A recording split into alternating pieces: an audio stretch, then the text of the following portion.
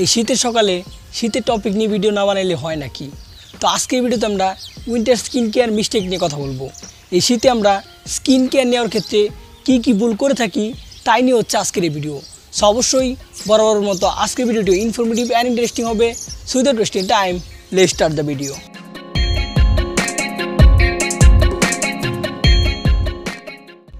Welcome back everyone, this is Zat AJ from জ্যাট এজে fitness. এই winter সিজনে কিন্তু আমাদের স্কিন কেয়ার দিকে অনেকটাই খেয়াল রাখা উচিত। অন্য সিজনেও রাখা উচিত, বাট অন্য সিজনের দিকে এই সিজনে একটু বেশি রাখা উচিত। কারণ উইন্টার সিজনে আমাদের স্কিন ড্রাই হয়ে যায়, স্কিনে র্যাশেস পড়ে যায়, স্কিনের টোন অনেকটাই ডার্ক হয়ে যায়। তো অবশ্যই আপনাকে স্কিন কেয়ারে খেয়াল রাখতে হবে, তা না হলে আপনার স্কিনের দুর্দশা শুরু হতে পারে। তো স্কিন কেয়ার নেওয়ার ক্ষেত্রে আমরা কী ভুল করে থাকি এই উইন্টার সিজনে, তা আমি এখন আপনাদেরকে এক এক করে বলবো।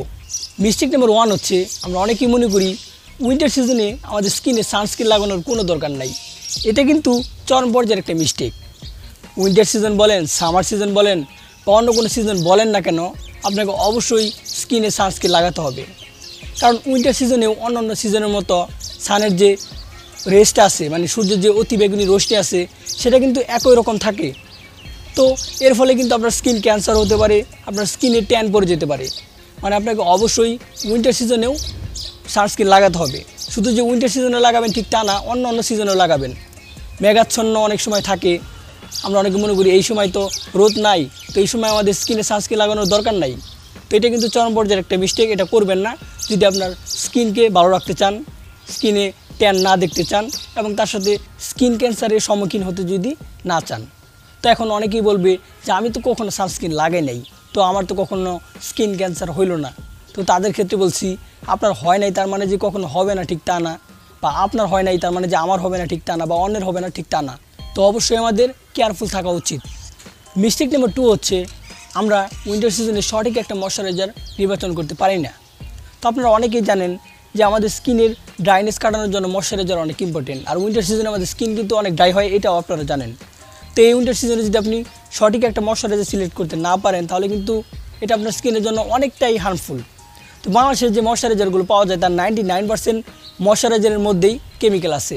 শুধু যে ময়শ্চারাইজারে ঠিক তা না, স্কিন কেয়ার প্রোডাক্ট বলেন, হেয়ার কেয়ার প্রোডাক্ট বলেন, সবগুলোতেই কেমিক্যালে ভরপুর। তো আমি আপনাদেরকে এর জন্য রিকমেন্ড করি ভালো একটা ময়শ্চারাইজার সিলেক্ট করার জন্য। তো আপনি যদি ভালো মানের একটা ময়শ্চারাইজার কিনতে যান, তার প্রাইস অনেক বেশি পড়বে, অনেক হাই। তো এটা যে কেউ চাইলেই পারবে না, আমি নিজেও পারবো না।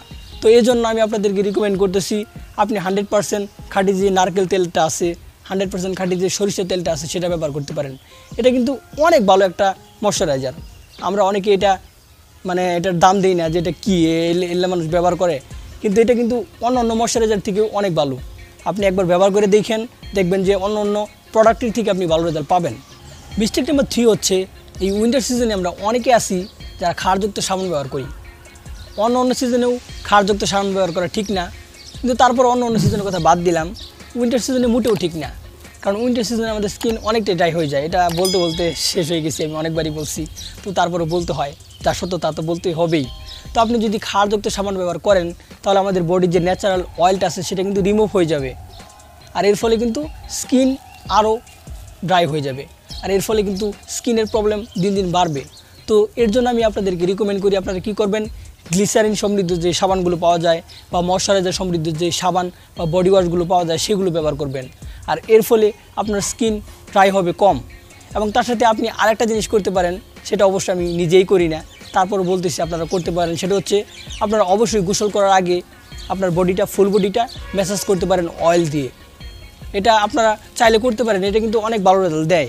আমি খুব একটা করি না, বাট মাঝে মাঝে আমি ট্রাই করি। এটা করলে দেখবেন যে উইন্টার সিজনে আপনার স্কিন কখনো ড্রাই হবে না, অনেকটাই ড্রাইনেস কাটবে আপনার বডি থেকে। মিস্টেক নাম্বার 4 হচ্ছে, আমরা অনেকে আসি তারা কি করি, এই উইন্টার সিজনে গরম পানি দিয়ে গোসল করি। তো গরম পানি দিয়ে গোসল করলে যে আমাদের বডির শুধুমাত্র ক্ষতি হয় ঠিক তা না, অনেক উপকারও হয়। তো গরম পানি দিয়ে গোসল করলে কী উপকার হয়, এটা নিয়ে আমি ভিডিও নেক্সট বানাবো কিছুদিন পর। তো আজকে আমরা সাইড এফেক্ট নিয়ে কথা বলি। তো আপনি যদি হালকা পাতলা গরম পানি দিয়ে গোসল করেন, হালকা কুসুম গরম পানি দিয়ে গোসল করেন, এতে কোনো প্রবলেম হবে না। কিন্তু অনেকে আছে যারা অধিক পরিমাণে গরম পানি দিয়ে গোসল করে, অনেক পরিমাণে গরম। এর ফলে কিন্তু আপনার স্কিনের যে ন্যাচারাল অয়েল আছে সেটা কিন্তু রিমুভ হয়ে যাবে, আর ন্যাচারাল অয়েল রিমুভ হলে আপনার স্কিন ড্রাই হয়ে যাবে। এবং অনেকে আছে তারা কি করে, গরম পানিটা ডাইরেক্ট মাথায় ডালে। এর ফলে কিন্তু আপনার হেয়ার ফলের প্রবলেম স্টার্ট হতে পারে। তো আপনারা অবশ্যই নিজের বডিটাকে যদি হেলদি রাখতে চান, হেয়ারকে হেলদি রাখতে চান, গরম পানিটা অ্যাভয়েড করেন। Mistake number 5। তো মিস্টেক নাম্বার 5 আমরা কথা বলবো ডায়েট নিয়ে অ্যান্ড ওয়াটার ইনটেক নিয়ে। তো ফার্স্ট আমরা কথা বলি ওয়াটার ইনটেক নিয়ে। তো আমরা নর্মালি শীতে অনেকে আসি যারা 7 দিনে 8 দিনে একবার গোসল করি না। তো গোসল তো করি না, তার সাথে আমরা আরেকটা ভুল করি, সেটা হচ্ছে পানিও ঠিকভাবে খাই না, মানে দিনে 1 গ্লাস 2 গ্লাস। এটা কিন্তু চরম পর্যায়ের একটা মিস্টেক, এটা কখনো করবেন না। অন্য সিজনের মতো এই উইন্টার সিজনেও কিন্তু আমাদের একই রকম পানি দরকার বা একই পরিমাণ পানি দরকার। তো অবশ্যই আপনি এই উইন্টার সিজনেও 3 থেকে 4 লিটার পানি অবশ্যই পান করবেন। এবং ডায়েটের কথা বলি, ডায়েটে আপনি অবশ্যই ভিটামিন সি জাতীয় ফুড অ্যাড করবেন। ভিটামিন সি জাতীয় ফুডের মধ্যে আছে লেবু, কমলা লেবু, আমলকি, টমেটো, আর অনেক ফ্রুট আছে, এগুলো ডায়েটে অ্যাড করবেন। এর ফলে আপনার স্কিন গ্লো দেখাবে। আর পানির কথা আবারও বলি, পানি যদি না খান তাহলে কিন্তু বডি ডিহাইড্রেট অবস্থায় পড়ে যাবে।